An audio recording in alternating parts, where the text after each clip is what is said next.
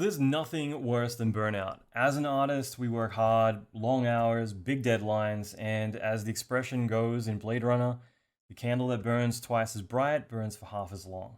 So how do you hit rock bottom? And how do you avoid it? Because artist burnout is a real thing, and we're all likely to experience it at some point in our career. So I don't know if you've experienced burnout yet, but I know I have. I've been in the industry for over 25 years working on some of the best productions and the best conditions, as well as some of the worst conditions. So throughout this, I've worked 150-hour weeks regularly. That means sleeping 2 to 3 hours per week sometimes if I'm lucky. I've typically managed 7 to 8 films simultaneously and managed the team as well. Been flown around to redo entire sequences of films within weeks of the film actually coming out. And I've been in that situation so many times of my face being numb and just being so stressed that I just don't know how we got to this point. In some cases, I've been puking my guts out from the stress on a regular basis, and none of that is healthy. So I'm not saying any of this to show off or to get sympathy. Sadly, I'm saying it because I think a lot of us can relate. Now, just to be clear, this isn't to burn the games industry or the film industry or be negative about anything. It's purely to help you understand the importance of mental health, as well as to manage yourself when you do experience burnout from time to time. And when you do experience it, how to come back from it. So, before we get started, please like and subscribe to get notified about new videos I'll put out regularly. All these videos are focused on visual effects and also focused on advancing your career in film and games. Also, leave a comment, share your experiences with me about burnout. I would love to hear from you. I think we can all get a lot from this, just knowing that we're not alone. So I've worked a lot in both games, film, design, visual effects in general, always a lot of high profile but high pressure jobs, and I've always found it exciting to turn around miracles under a deadline. But I've also observed the toll that it takes on you when you're doing this too often. Burnout happens when it's wave after wave without there ever really being an end in sight or a way to recover from it. So as we go through this, I'll give some examples myself of times I've experienced burnout. There was one production, it was a BioShock cinematic. We won Game Trailer of the Year for it, and it was a really fun experience to be a part of, but it was really intense. I'd been flown out from Australia to LA to work on this production, and when I'd gotten there, I had also been told, oh, by the way, you're working on Halo Wars, doing the new commercial for Microsoft. And either way, one of those productions would have been the most demanding thing. Halo Wars was a 2.5-week turnaround to do a 2.5-minute cinematic. So that was insane, and I was doing almost all of the effects by myself. Meanwhile, I was doing all of the effects for BioShock.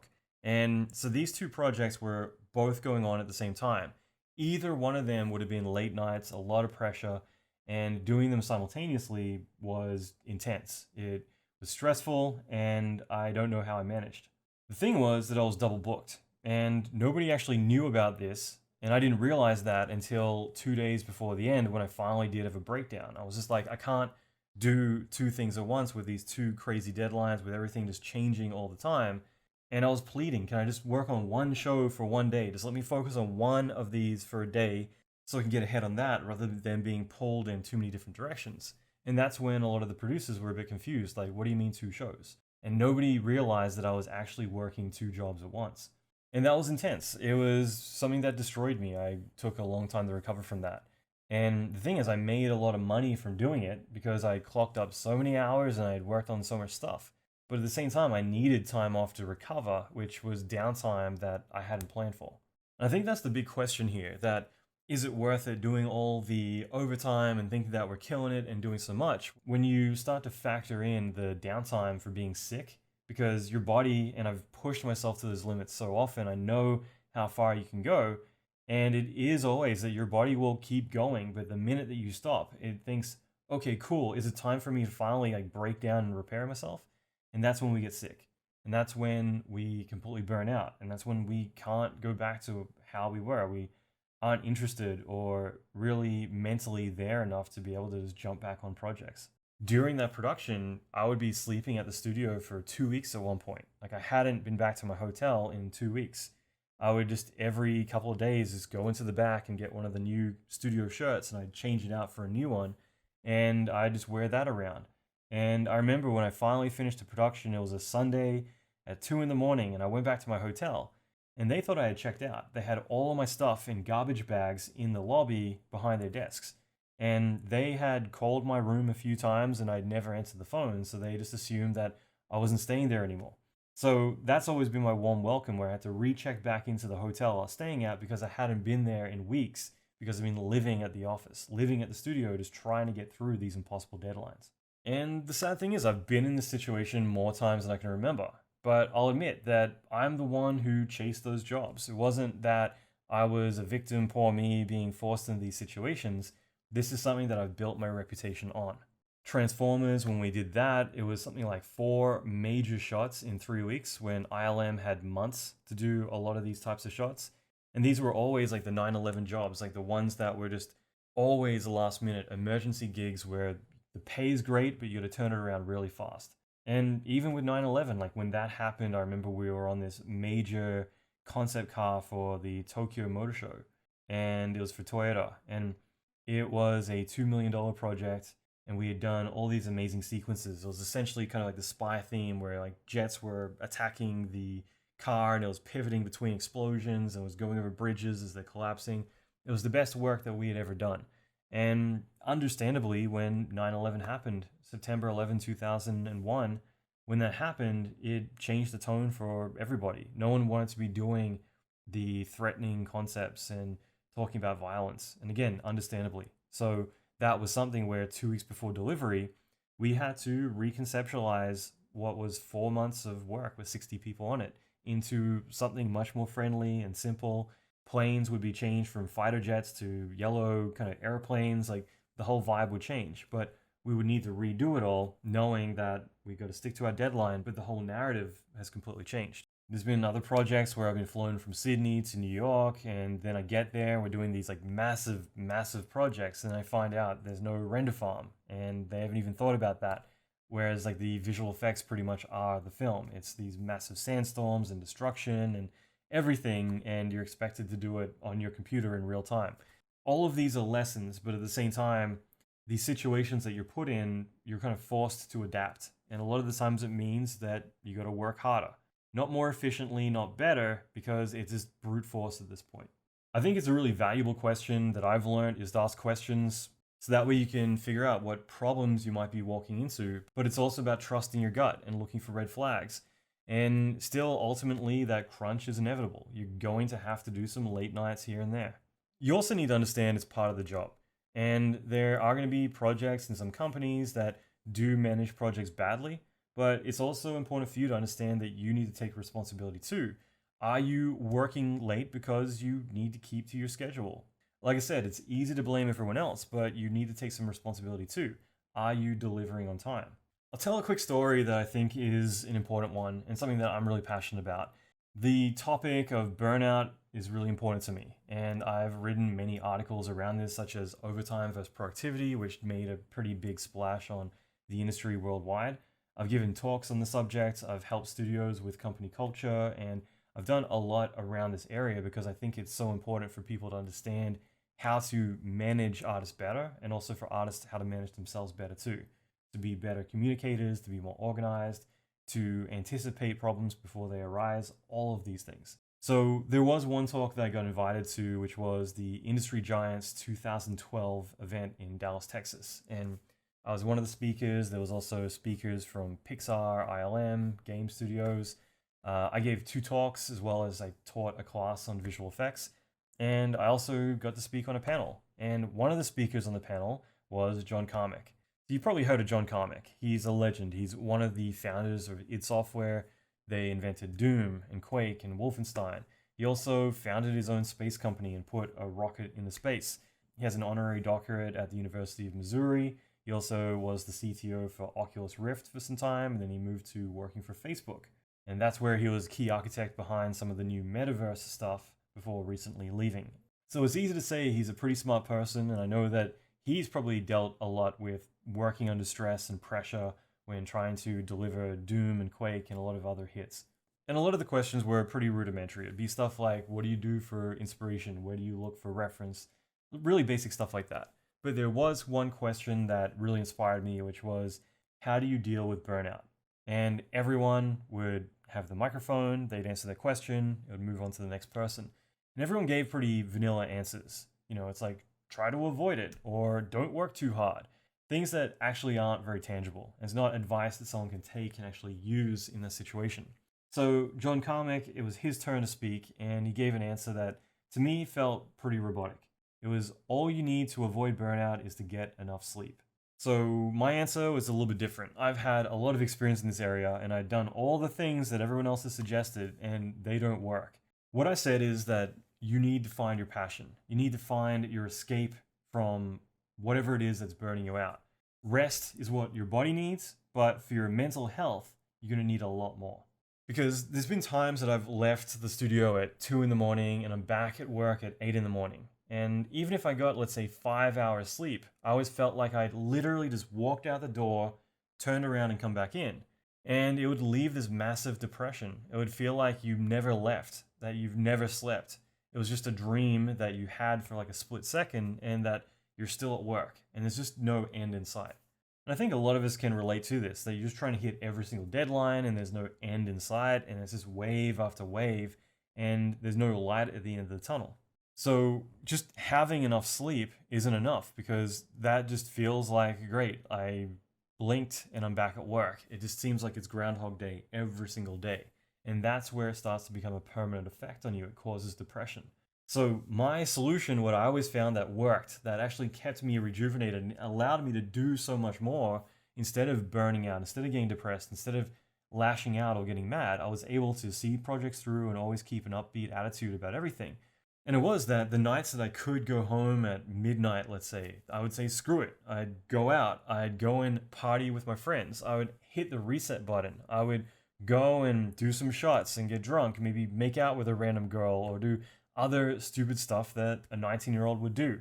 I might get 2 hours less sleep than I would have if I had just gone home right away, but it allowed me to disconnect from the stress. It meant that I could go on an adventure. I had some escape from all of this stuff. And I think it's important for us to get away from whatever it is that's pressuring us 19 hours a day and get some release from all this. So for me, it was just having fun, having some beers, relaxing and smiling, laughing, and just forgetting about all the pressure that would be plaguing me throughout all of the week while I'm there.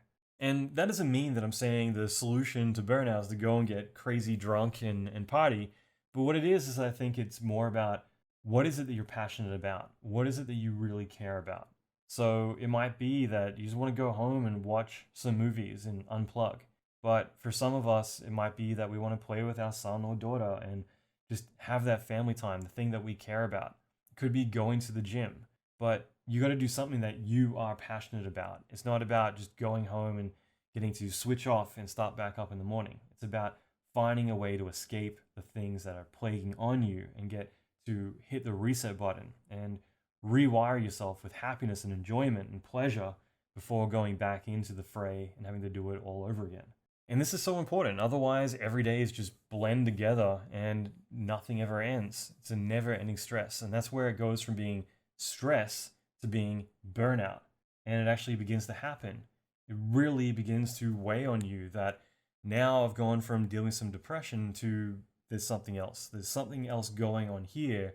Am I going to really be able to recover from this? Keeping in tune with yourself, checking in with yourself, and seeing if you are getting to that point. All of that is so critical. So like I said, having some escape during these tough times to do something that you're passionate about is the difference between managing depression versus moving into burnout.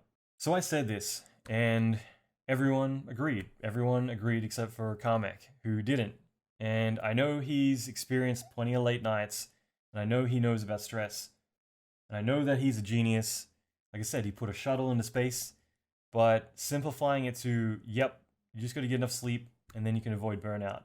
That just boils it down to such a simple concept that might make sense on a biological level, that statistically, scientifically, biologically, whatever, you just got to give your body enough sleep, but that isn't dealing with mental depression. And I think that that's something that he's gotten better with, is starting to think how other people think, because I don't think he thinks the same way as most people do.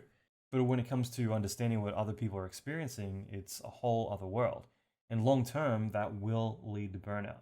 And even from a manager's point of view, You don't want your artist to burn out. It's the difference between staying focused and beating depression and meeting deadlines rather than just burning out and wanting to quit. So I had to argue that point, and most people agreed. Still, it's one of those moments that got kind of heated on stage, but it's one of those back and forth that I had because that's the big debate. Like, are you trying to address the needs of your body and the minimum amount of nutrition and sleep to function and show up to work every day? Or are you trying to address mental health and longevity and being cognitive and being able to be in a good mental state around the projects, around the people that you're with, and be able to do this long term? Because nothing is worse than feeling mentally trapped with no end in sight, and a few extra hours of sleep is not going to fix that impending crash. So to recap, the solution is we need to have passion. We need to escape to that. We need to be able to disconnect from the stress that's weighing down on us. But it also reminds us to get excited again about what we do and taking steps to get back into being healthy. And it gives us a chance to get excited again about what we're doing. Another story that really kind of stuck with me that I am not too fond of is working on a movie in Berlin. And it just became a goal every day where if I ever did get to go back to my hotel room, I would always want to try and go back before the sun came up. In other words, I tried to hit the 5 a.m. deadline. And it was more the depression of walking back to the hotel, which was only a few blocks away. And I would see all these joggers going about their day. They'd get up early in the morning, they'd go for a run. And it was just a slap in the face for me to be walking back to my hotel after not being back for several days, probably just going back to get an hour or two sleep and then change shirts and come back into work again. And I'd always want to avoid that. I'd always want to try to beat the joggers because they'd be getting up and they'd be going for a run. Meanwhile, I'm just going back to go to sleep just now while they're getting up and starting their day. And the sad part is that I'll probably be back at the office before they even head to the office themselves. So think about this, like your body is a machine. It needs to be a well-oiled, well-rested machine, but your body won't function without the mind. So you need to give your mind a reason to keep going more than just having a job, and you got to keep performing.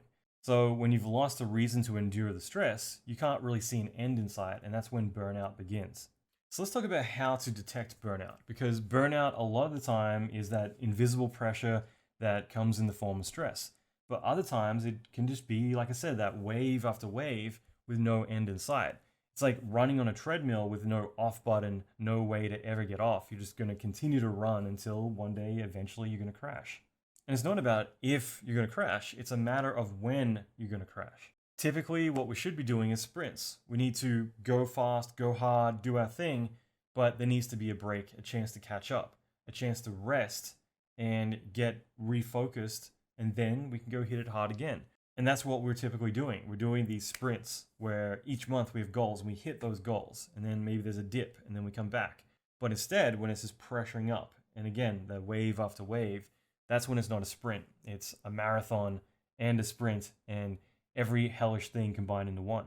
So there's projects that might be just really extensive that go for quite a long time, or they might start overtime too early into the project. I've seen that with some big animated feature films in LA that tend to start going into overtime with 2 years out before the movie delivers. And it means that it's just going to get worse. It's not going to get better. And on top of that, how does it affect your relationships and everything else around you? And then you have that impeding pressure. I've been on movies where literally half the industry were going through a divorce. Everyone who was on the movie would be experiencing some kind of relationship backlash. And it means that your hands are tied. You're stuck to this project, trying to deliver, but meanwhile trying to salvage your relationship at home.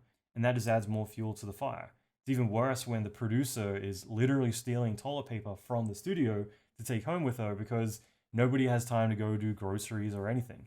And that's the thing. Sometimes it's about pausing the project here and there, or bringing on more staff, or making sure projects don't overlap. Having that foresight ahead of time. All of these things are important, but whether or not they get managed versus, hey, we got all this money coming in, that really comes down to the priorities of the people who manage you. So I think it's important to communicate where you're at mentally while you're going through all this. Like, make them aware of the hours and the workload, all the things that you're putting in, so that way they're at least not blind to the fact that you are hitting it hard, burning the midnight oil, going hard and fast for a very long time without ever really having a break. There's other factors too when you think about is it worth it? You might think about it if you do the math that doing big freelance jobs would be worth it. You're going to make all this money, but when you're burning yourself out, but you're making lots of money, it might seem like it's worth it getting all this overtime cash. But you never consider that your body is going to break down and eventually you're going to get sick and you're going to be stuck, let's say, in a hotel room or somewhere recovering, unable to work for weeks or months just because of all the torture that you've been through and all that time off, all the money that you made, really it goes into just recuperating. And eventually you break even. You're not really making a profit. You're just essentially delaying the recovery period rather than recovering every night like you should be, or having that break away from it all on weekends to recharge. One of my friends was working on King Kong back in 2006, around whenever that came out, 2005, and he was making so much overtime and double time during the project that he was making about $20,000 a week. And after all that, with the burnout and everything, he pretty much broke even. So think about this, throwing yourself on the sword for the production. Is it worth it at times? Like I said, it's part of our industry, but it's part of most other industries. It's not just visual effects. You could be a lawyer, you could be in so many other situations that require you to work late and have a lot of pressure put on you. But it's more, like I said, about management, checking in with yourself, checking about what the priorities of the managers, the people who are managing you, are doing. Do they have your best interest at heart? Or are they just thinking about themselves or the schedule, the bonus that they get at the end of production? Like I said, there's been jobs where I've gotten so stressed out that regularly I'd be puking from stress. And I'd spend time just in one of those closet bathrooms only because that was a place I could close the door and just kind of be in a tight space to kind of gather my stress before I go back out into it all again. And I've never walked out on a job in my life. I've seen people do it where they'll just decide not to show up for work or they'll quit. And I've always felt like they're letting the team down. And I've never wanted to let the team down. I've had the decision a few times where I'm like, get through the job, but never work for these people ever again. And I've been in that situation where I've had to say, I like your company, but I will never work for you again because of the experience that I had on this production and how it was managed. Unfortunately, I'm not going back into that ever again. It's rare that I've had to do that, maybe 3 times in my entire career, but that was kind of my solution. I think these days my priorities are a lot more in check, where I would look at health first, always. Family first, health first. As a manager, as a supervisor, that's always been what I will say to people who work under me. And I've been proud of that. That's always my gut check to see which side I'm on. And it's always to look out for the health and longevity of the team rather than selfishly thinking about, well, what are my schedule? What are the milestones we're trying to hit? Part of being a manager is adapting and trying to figure out ways to work around that while not burning out your team. But it is frustrating on the flip side when you are an artist and you're working for people who don't have your best interest at heart. There are decisions being made above you causing all of these different problems. They're underbidding jobs, or they're stacking projects, or overpromising what can be delivered. There's so many different scenarios. Worse, there's no leadership. There's been countless times where the producer might go away for a long weekend and they come back on a Tuesday and you're still wearing the same clothes as Friday because you've been stuck at the office the whole time. I've even been on projects where it was myself and one other guy and the Japanese liaison and all of a very big famous Japanese game studio who would take turns where they would sleep and the other team would manage us, and then they would sleep and the other team who were sleeping would come manage us, and they would just manage us 24 hours a day. And we couldn't say no, and we didn't have anyone there to protect us. So we delivered the project and everyone was happy. And the producer who was away the whole time came back and was like, well, why didn't you just, quit the job? Which was kind of their way of backpedaling or something. It's just little things like that, that is just kind of like no one's got your back and you're still delivering. You're making the company happy and people are grateful for that. But at the same time, it just kind of shows the situations you can get yourself into. So I've made it a point, even when I'm not on the box, to be there for my team. I'll be the person who will literally be running out and getting everyone's breakfast orders in the morning.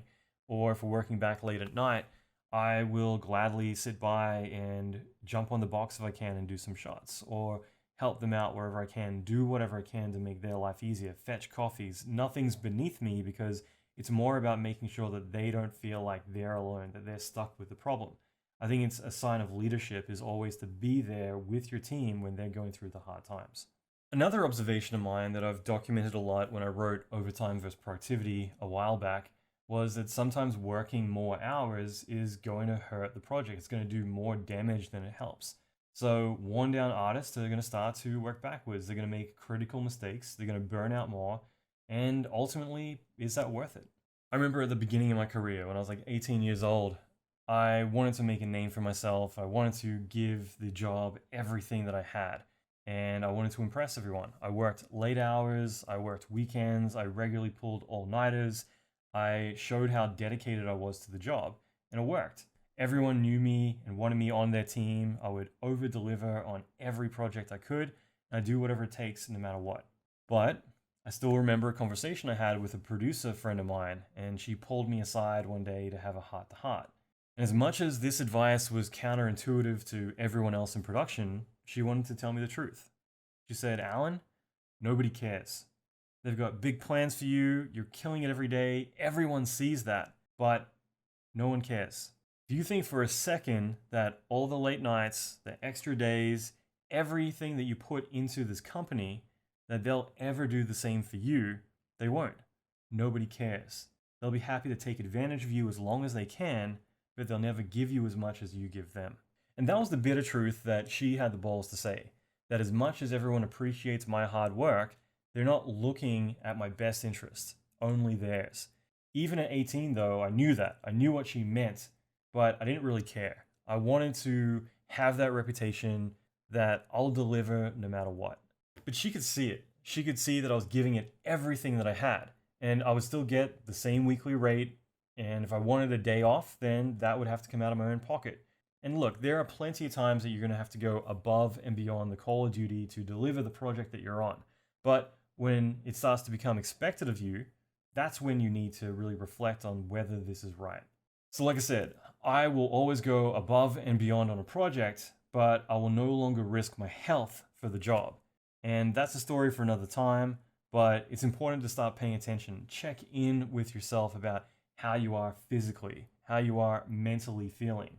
There are going to be times when you're going to start to notice that you're burning out, and that's something that you can't ignore. It's like driving into oncoming traffic. A crash is inevitable.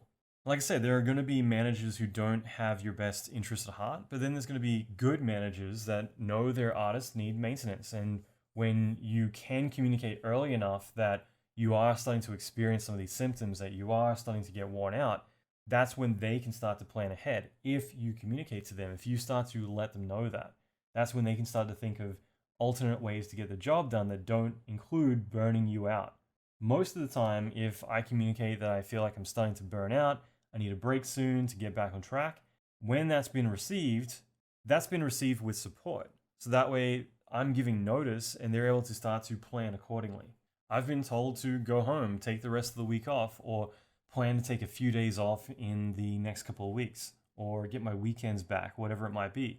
But also, like I said, there's going to be some great managers, and then there's going to be some not so great managers, ones that intentionally burn out artists and see them as malfunctioning when they start not delivering the results that they have been for the last few months consecutively. You're messing with their schedule. And in a way, getting to see this and understand that can be a good thing, because it helps you understand where their priorities are, which helps you then know where your priorities should be. So it's important to communicate where you're at, what you're feeling. So that way, either you're able to take a break now, or at least you know that you can take some time off later. But at least there's a light at that end of the tunnel. So that way you know that you can get to the end of the finish line and be able to then recuperate. So like I said earlier, when there's no end in sight, that's when it feels like all hope is lost and you're inevitably going to crash. Let's talk about maintenance, because I think that this is important too. What I found for good maintenance late nights on a few Disney projects was to walk out at 5 o'clock and hit the reset button. So knowing that I'm going to be working till 2 in the morning, this was me saying for my own health, I'm taking a 2-hour break. And I would do this every single day. So I would go down to the boardwalk and I'd listen to some music and I'd just take my mind off of things, and I'd return at 7 o'clock at night. And then I'd do the next 5 hours and see the project through to the end. But I would do that every single day. And it was just the feeling of being able to detach. And sure, I wasn't drinking or partying or rejuvenating that way, but it meant that I could just take some time out and be happy and just relax and sit by the ocean. And still to this day, when I listen to certain music, it does remind me of those days. And it's not a bad experience. And even the projects weren't bad experiences to me. It was just taking time out for my own personal mindness so that way I could make it through the project. And I communicated that to my managers because there'd be times where they're like, why are you leaving the office? And it's like, I'm going to go repair myself so I can come back in and do the rest of the night. And again, maybe that is going back to your family or to your dog or whatever it might be that makes you happy to play with them and get to just escape for a little bit. But making time for yourself to kind of repair and forget and be happy, not just stop and rest or switch your brain off, but really mentally escape. That's how you can get through some of the tough times. So sometimes it's not as easy as just being able to take time off. But the more that you start to track your time, the more you start to see where you spend your time, if that makes sense. And that way, knowing your contributions to the project, logging what you've done every single day, it's a lot easier to be able to make a case to someone about how much you're putting in. And if they want to be able to keep seeing the results like this, then they need to give you a break to recharge, or else your results, your work, what you're delivering is going to end up diminishing. By doing that, you're making it resonate for them. Like, sadly, that if you like the results you're getting so far, please don't burn me out.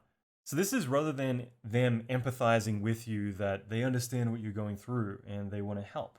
At least you're saying to them, look, I've been killing it. I've been doing all this stuff. Here's everything I've been doing. If you want to keep getting these results, you need me to replenish. You need me to recharge. Otherwise, the results are going to start to suffer. So that's on you to decide what you ultimately want. You're spelling it out for them in a way that makes sense to them selfishly.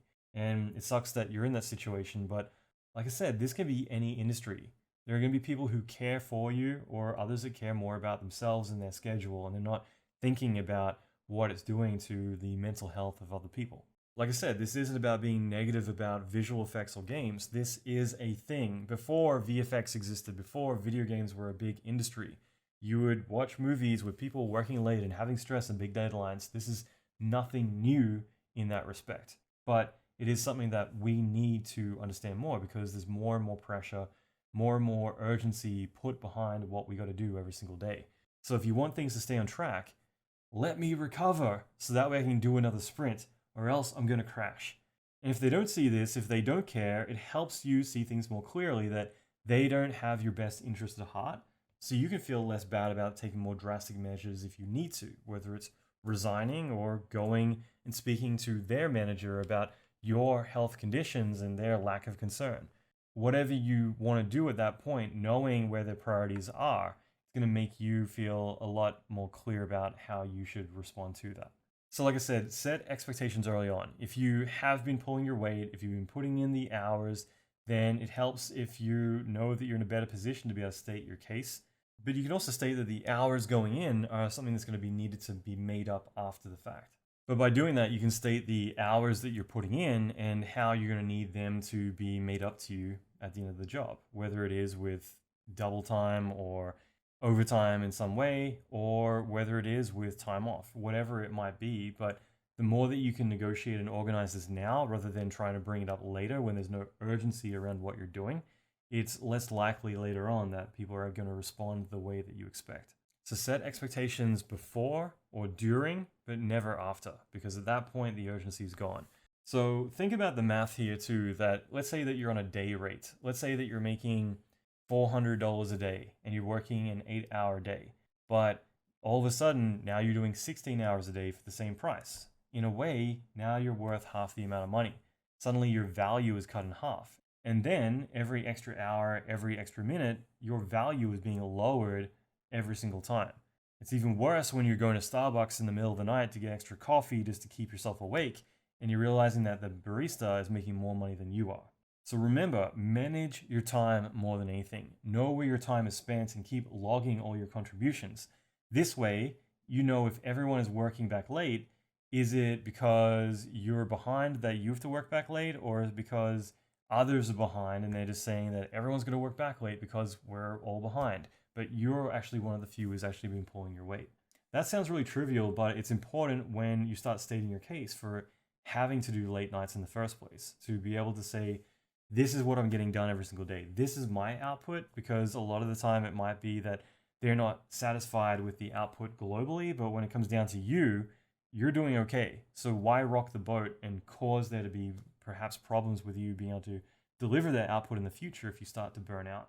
But I also want to talk about coming back from the dead. Like, we can talk about seeing the signs and what you can do to try and get a light at the end of the tunnel, try and not be so bitter by at least saying, well, they're going to make it up to me in the end, or at least knowing what's going on.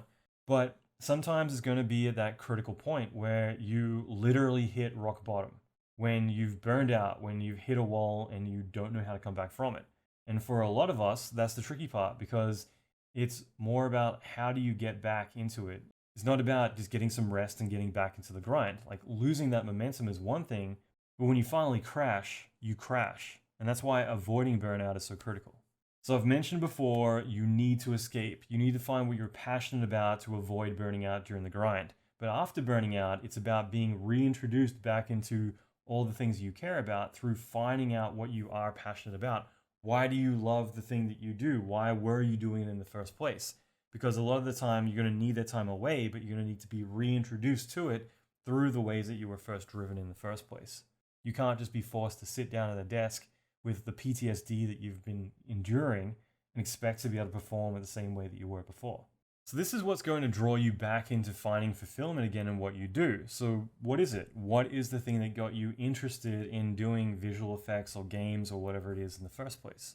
I mentioned before working in Berlin, where I worked on a major film project, and the work conditions were the worst I've ever experienced in my life. I was doing 150 hours a week consecutively for months on end without a single day off during the entire time.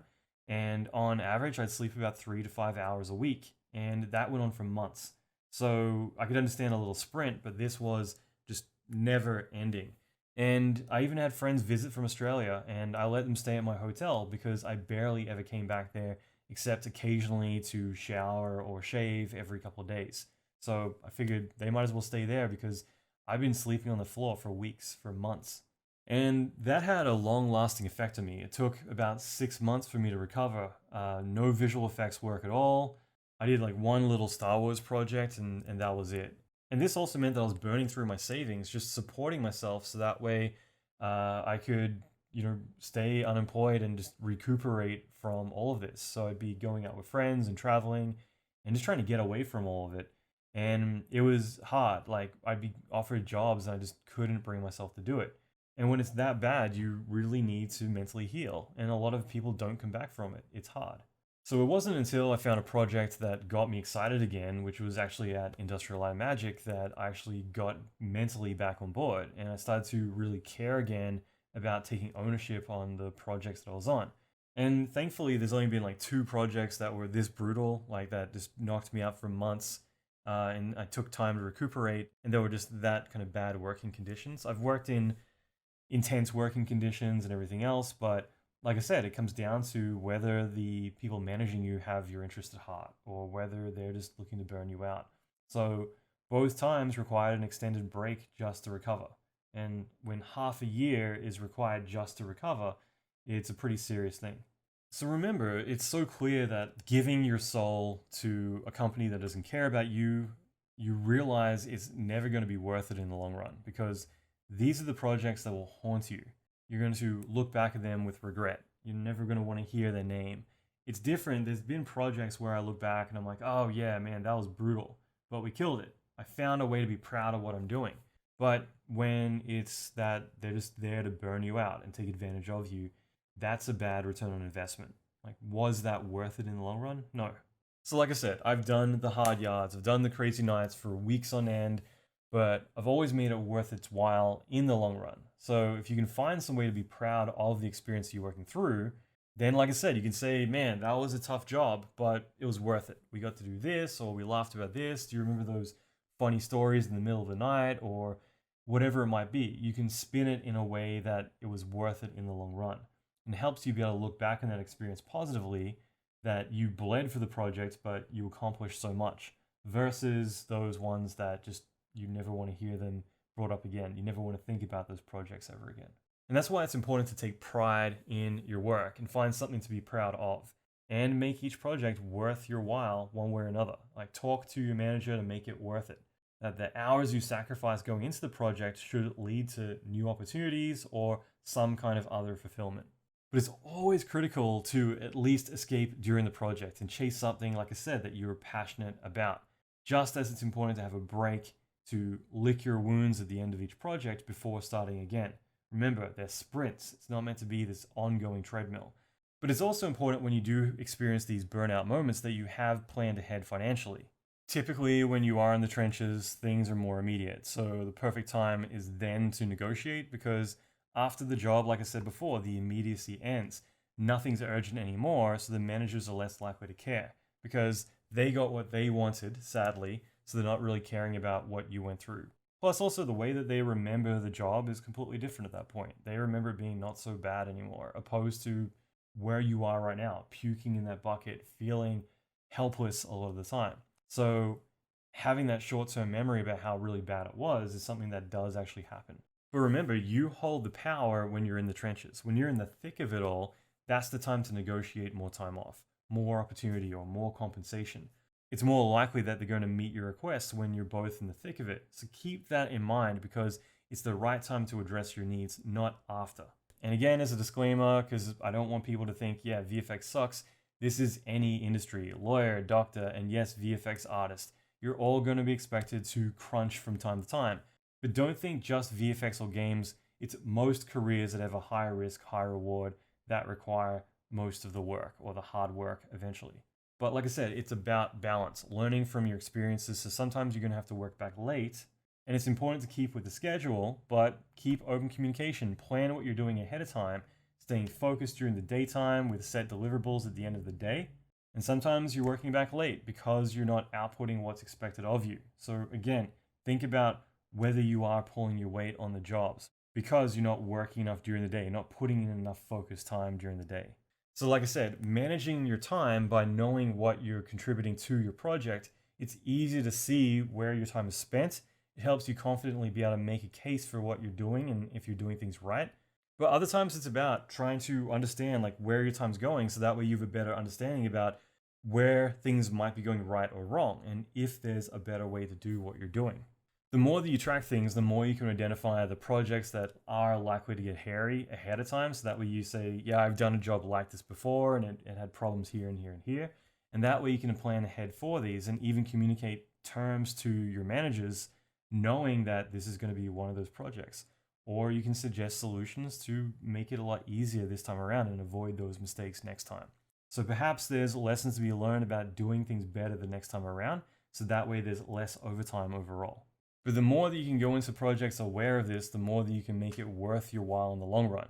So even being able to say, if I go into this job and deliver, knowing the type of job, the kind of hell that I'm going to go into, I want to be able to negotiate being lead on the next project.